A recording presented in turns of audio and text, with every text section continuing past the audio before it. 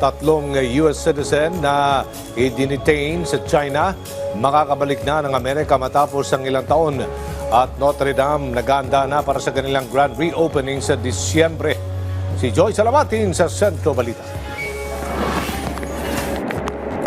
Sumiklab ang isang malaking sunog sa isang rocket test site sa Kagoshima, Japan. Sa video, makikita ang malakas na pag-apoy ng white fumes mula sa rocket ship sa Tanegashima Space Center. Nangyari ito matapos ang isinagawang combustion test ng kinaumagahan. Wala namang naiulat na nasaktan sa insidente. Patuloy ang investigasyon ng Japanese Aerospace Exploration Agency.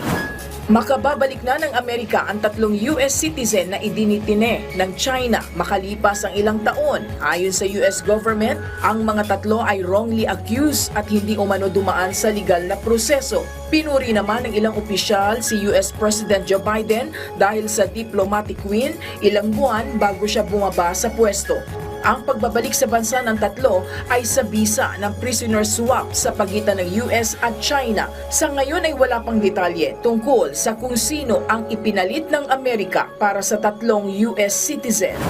Patuloy ang mga isinasagawang hakbang ng pamunuan ng Notre Dame para sa nalalapit nilang pagbubukas sa susunod na buwan. Inaasahan ng pamunuan ang dagsa ng tao sa unang araw ng grand reopening ng simbahan sa December 7. Mababatid na nitong nakaraang buwan ay pinatunog na ang kampana ng simbahan bilang hudyat para sa kanilang pagbabalik sa loob ng 5 taon matapos itong masunog.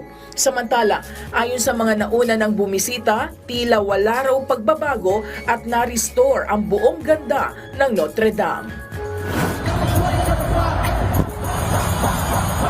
Umabot na sa korte ng Estados Unidos ang alitan sa pagitan ni Drake at Kendrick Lamar. Ito'y matapos magsampa ng kaso ni Drake hinggil sa umano'y manipulative promotion ng ilang major music companies, kagaya ng paggamit ng bots at pay-to-play agreements, partikular na sa kanta ng Not Like Us kung saan tinatawag umanong sex offender ang rapper. Kinondena naman ng mga kumpanya ang mga aligasyon tungkol sa unethical promotion. Sa ngayon, wala pang komento ang kampo ni Kendrick.